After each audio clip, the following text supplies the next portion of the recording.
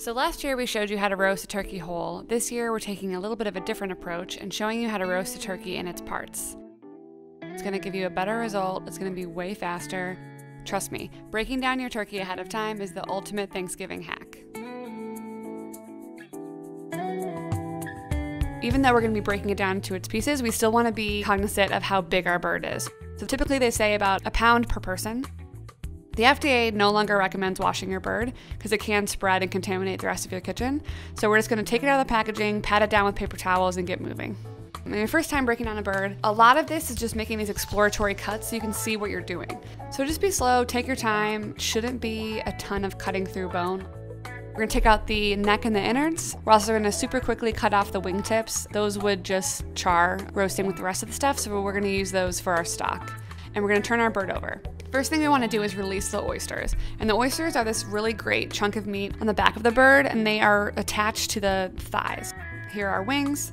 Those are our oysters and our legs and thighs. So we're gonna do a cut down the backbone just to release the skin and make a little cross. You can kind of feel them right here and just cut above them. You're just gonna use the tip of your knife and kind of scrape around and release that oyster.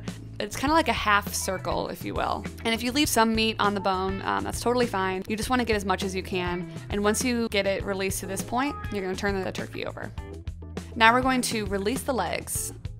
Here are our wings up here and our breast. First off, you're just gonna release the skin with your knife. Just one smooth motion, and that's just so that we can see what we're doing now. So you're gonna use your fingers, being careful always to keep your fingers away from your knife. We're going to first start by releasing some of the meat from the bottom of the carcass, right where my hand is.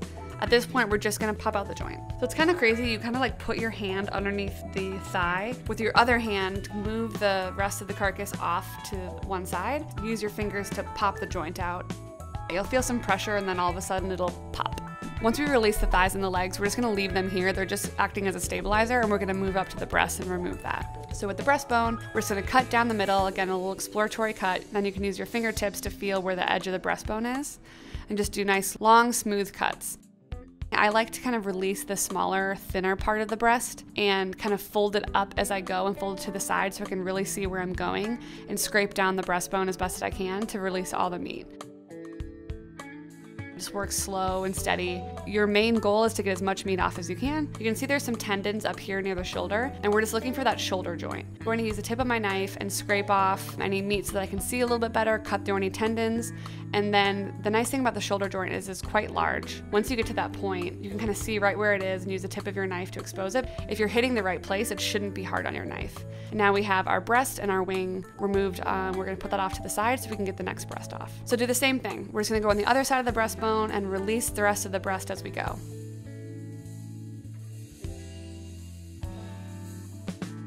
And voila. So we started removing the legs and the thighs, but now we're gonna finish that process. I'm just gonna kind of pull the carcass away from the thigh and just start releasing the tendons and the skin and the meat away from the carcass. The one thing that we wanna be aware of here is we wanna take that oyster with us. Here's the thigh, here's the leg, and then the oyster's in that top right. Same deal with the other one. So kind of pull the carcass away, release the meat and skin where you can, taking that oyster with you, and we're off. So I'm gonna use the carcass now. I'm gonna take the tips with me as well and the turkey neck.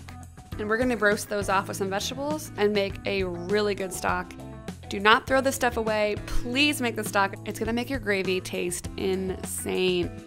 I'm just gonna clean down a little bit. I'm gonna get a fresh board, clean off my knife, get some fresh gloves, always working with a clean environment and always being really organized. So we got these big regions off the bird, but now we're gonna break these off into their grocery pieces, if you will. So we have the thigh and then the leg. We wanna separate those two.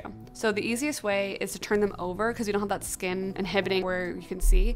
You have this fat line in between, and it's kind of this weird natural line that's telling you where to cut, which is great. So we're gonna cut right along that fat line to expose the skin. Again, we're always looking for the joint. You can find the joint and you can use the little tip of your knife to kind of separate a little bit and then just cut right through it. Again, if this is really hard, then you're probably in the wrong place. So just kind of move your knife around a few times until you get a really nice smooth cut. All right, so here is our breast and our wing. The nice thing about this too is that now you know where all the bones are, so it's gonna make it much easier when you're carving later. If you've ever carved a whole bird and you're just guessing your way through it, this is gonna make it so much easier later on when you're portioning out the different pieces. Because of the way that we cut off the breast, it's basically boneless, so all we really need to do is cut off the shoulder bit. So don't overthink this. You can cut a good amount of the breast meat off and have it go with the wing, because it's like a little bit of an extra treat for whoever gets the wing part, as well as it just makes your life easier. One thing that we want to be aware of too is that all the pieces are relatively close in size. We'll follow that up with the other breast and the other thigh. And then we are good to go. So we're gonna clean down real quickly. Again, I just wanna make sure that I'm being as clean as possible. Really hot soapy water. Get all the bits, really do a good job, and then follow up with a spray sanitizer or antibacterial spray. So into our brine. So a brine really just consists of salt and sugar. I'm not a big believer in a wet brine, dry brine for life. Salt and sugar are desiccants, and they're going to draw out moisture, but once they draw out that moisture, it then re-seeps back into the meat, so you get a really flavorful, really juicy meat when it's all said and done. So I'm gonna start with salt, brown sugar, so it's gonna give us a little bit of a molassy flavor. Molassesy, I was corrected, molassesy flavor. Ugh, fine. It gives us a little molasses flavor. And then I'm gonna use some cracked black pepper. Look at this, this is freshly cracked, nice big chunks, not any of that like weird powder stuff that comes pre-done. So much more aromatic and flavorful. And I'm gonna use a little bit of garlic granules. So this is kind of in between a powder and the dried like chips that you can get. The nice thing about the garlic granules is that they have a ton of flavor, but they incorporate really, really well. So stir those all together. Something about a spice mix, isn't it pretty? Put that off to the side, and we're gonna bring back our turkey. The cool thing about breaking the turkey down in its pieces is that we're really able to season all sides of the meat, which is another great reason to be breaking your meat down ahead of time. So some birds will have a few feathers left in. Don't freak out, just pull them out. If you have tweezers, that can be helpful, but they should be pretty big. So and if you don't get all of them, it's fine. They'll kind of burn off when roasting, but if there's any huge ones, you wanna get those out. And then we're gonna season all sides of the bird. Just make sure I'm kind of patting it down, getting all sides and all the skin really well coated in the brine. We're doing this a day ahead. So we are going to actually leave these in the fridge uncovered overnight. That's going to really draw the moisture out of the skin. So we're gonna have super, super crispy, great skin when it's all said and done. For making the stock, because we want to do the gravy, we want to mimic those great roasty, toasty, dripping bits that you would get from roasting your turkey. So I'm going to throw the turkey carcass, the wing tips, and the neck on a baking sheet. I'm going to put on celery, onions, I'm going to quarter those, leave the skin on, and then also some carrots as well. Lightly season everything. Because all these flavors will be concentrated, I don't want to oversalt this. And a little bit of oil, again, for lubrication. Throw that in a super hot oven for about 30 minutes or so, just to get a little bit of that Maillard reaction from all the meat, as well as caramelize the sugar in the vegetables. And then I'm gonna take everything that was on this tray and put it into a big pot, cover it with water. So I'm gonna pour off all the extra fat, and then I'm gonna put some water on this hot baking tray and scrape all of those brown bits. Look at all of the flavor that's on here. That's all that onion sugar, the drippings from the carcass. You're basically like deglazing the baking tray. So I have the fat in one and the liquids in the other. These drippings will be saved for the gravy. So with the carcass, I'm gonna cover this up with water all the way and then simmer this guy for about 2.5, 3 hours or so. And that's gonna give you the most delicious stock you've ever tasted. It's gonna be amazing. So when you're making a gravy, the first step is making a roux. And a roux is equal parts flour and fat. So we're gonna use our fat drippings from roasting the carcass, and then we're gonna add equal parts flour. And we're gonna just toast this off for a little bit. So we wanna cook the flour a little bit before we add too much liquid. And that's to do two things. One, it's gonna help beat out any lumps, and two, it's going to help cook out the flour flavor.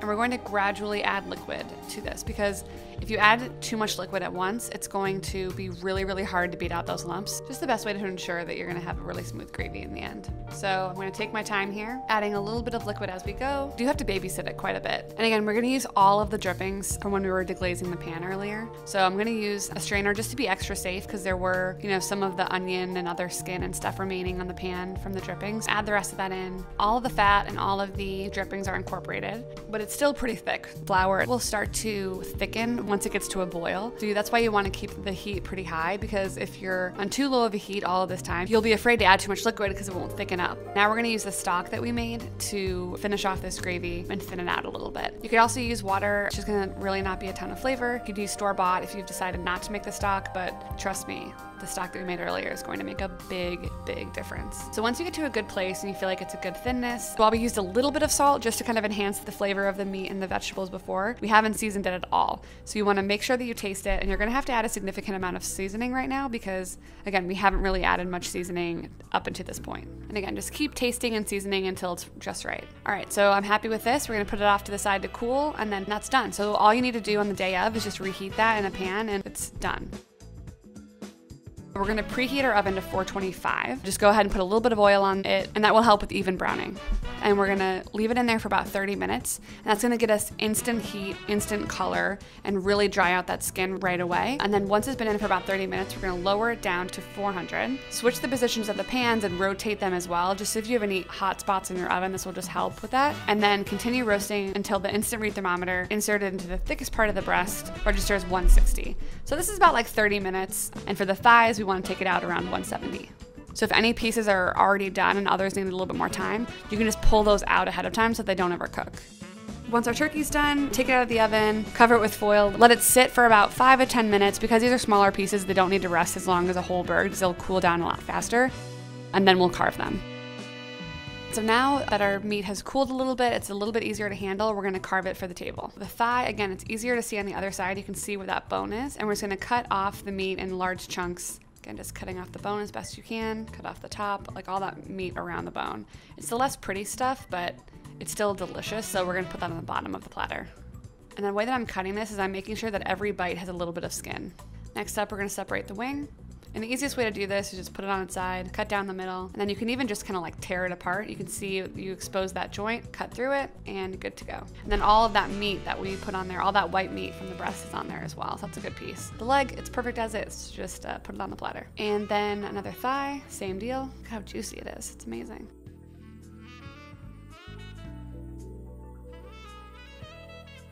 And for the breast, again, I'm gonna cut down the skin on a diagonal and making sure that everyone's getting a little bit of skin. Because you have done all of these pieces, you can take your time making all these cuts really nice and making your platter really great because you haven't had to completely carve out an entire bird, so it should be a lot easier and you have a little bit more time for that presentation. So I like to put the dark meat on the side. Again, all of those smaller cuts that were a little bit uglier go on the bottom, and then you just lay those nice breast pieces on top, the really impressive cuts.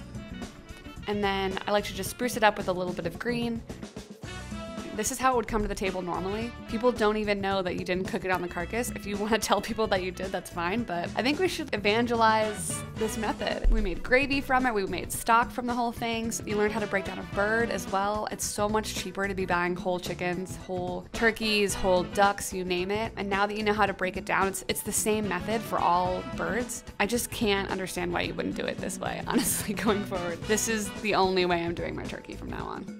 Sometimes traditions just need to be upgraded, you know, and like updated. Enjoy!